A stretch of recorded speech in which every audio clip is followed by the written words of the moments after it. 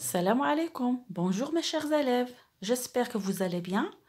Donc aujourd'hui, on va continuer la suite de l'autre vidéo. On va parler un petit peu de la chimie. Mais avant de commencer, je vais ouvrir une petite parenthèse. Je vais vous dire une information. C'est que, en général, quand on parle des sciences physiques, alors les sciences physiques regroupent deux parties. La physique et la chimie. D'accord? Donc, dorénavant, si vous entendez les sciences physiques, implicitement, on parle aussi de la chimie. Donc, la physique et la chimie. Et en général, on fait cette notation PC. Quand on trouve cette notation, il s'agit des sciences physiques, c'est-à-dire P vient de P de la physique et C vient de C ici, de la chimie. Ça d'une part. Donc, je vais faire un petit rappel tout de suite. Donc, suivez avec moi s'il vous plaît.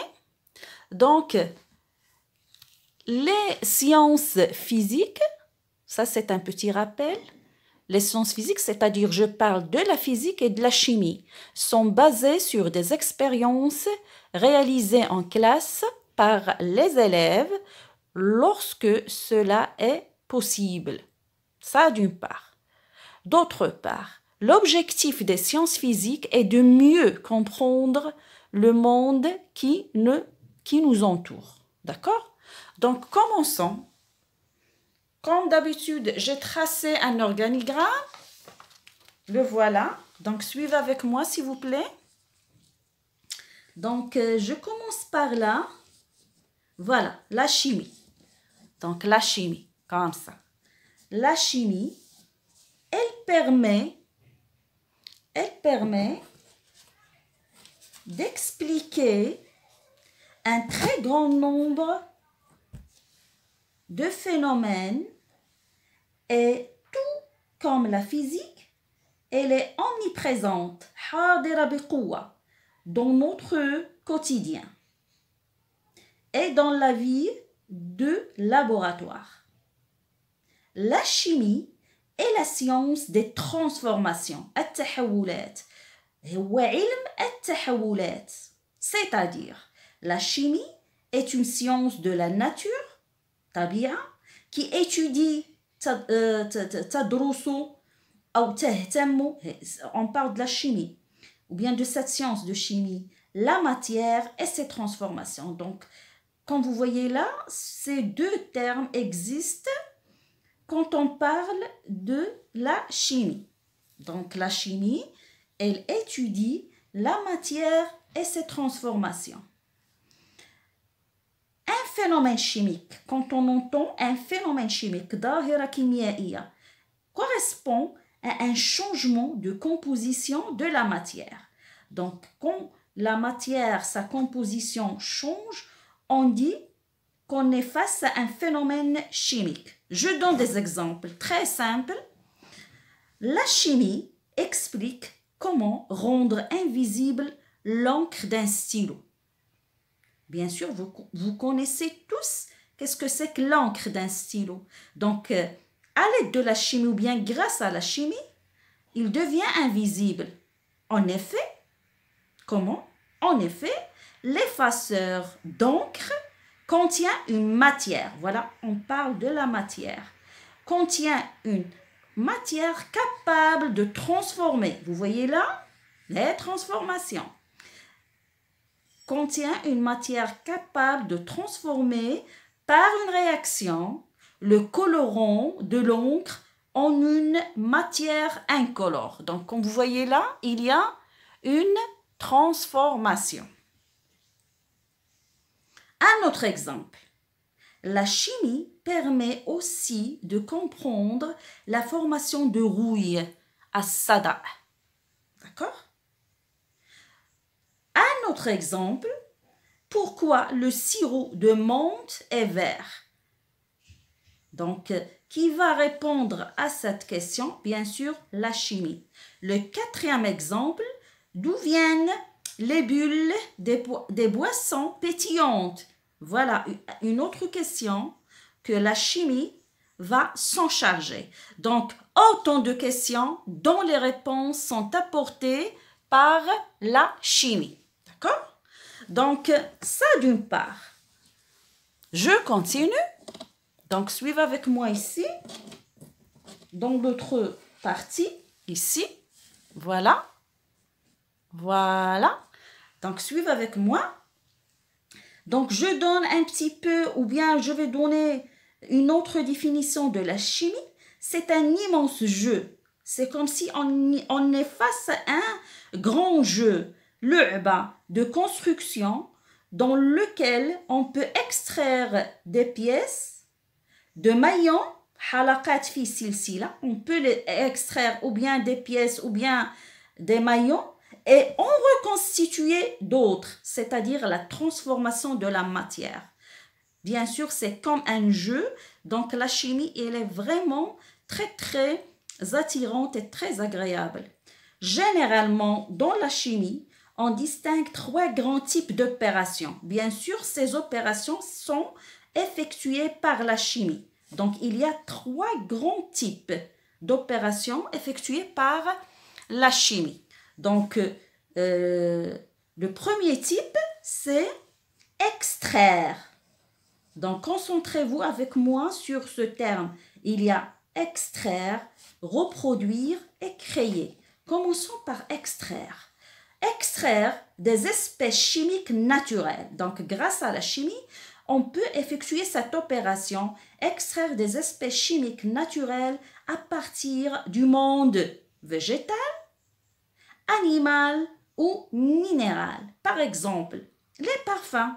Je donne un exemple d'un parfum naturel. Donc, l'eau de rose. Vous connaissez tous que l'eau de rose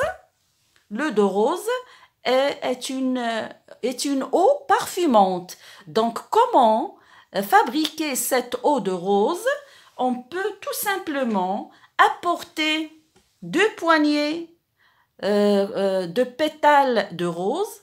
On va les laver bien sûr, puis après on va verser de l'eau chaude sur ces pétales. On va recouvrir et laisser infuser pendant 1 heure. Après, on va filtrer. Quand on filtre ce mélange, on va obtenir de l'eau de rose qui est parfumante. Ça, c'est naturel. Donc, c'est de la chimie naturelle. D'accord? Je donne un exemple sur les arômes. Donc, par exemple, l'arôme de vanille. Je vais donner tout de suite l'exemple de la vanille. Dans la nature, on trouve des gousses de vanille. Voilà. Donc, j'espère que la caméra elle est bien visée sur la photo. Donc, vous voyez avec moi des gousses de vanille qui existent dans la nature. Donc, comment avoir la vanille ou bien extraire cet arôme d'une façon naturelle? Donc, suivez avec moi ici. On extrait son arôme par pressage, l'asr. Donc, des gousses.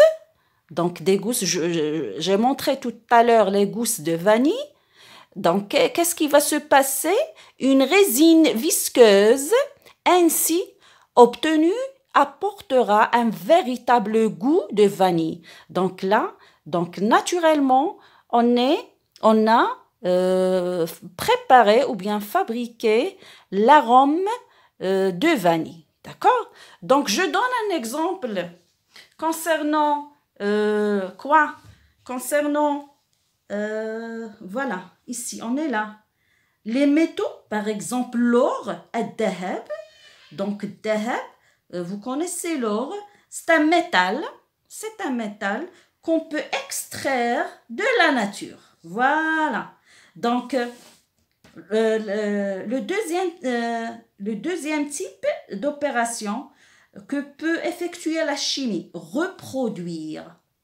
Quelques espèces chimiques naturelles, on peut les reproduire, d'accord, par la chimie. Donc, reproduire ces mêmes espèces chimiques en laboratoire ou dans l'industrie, on dit que ces substances sont synthétisées, c'est-à-dire musanna'a.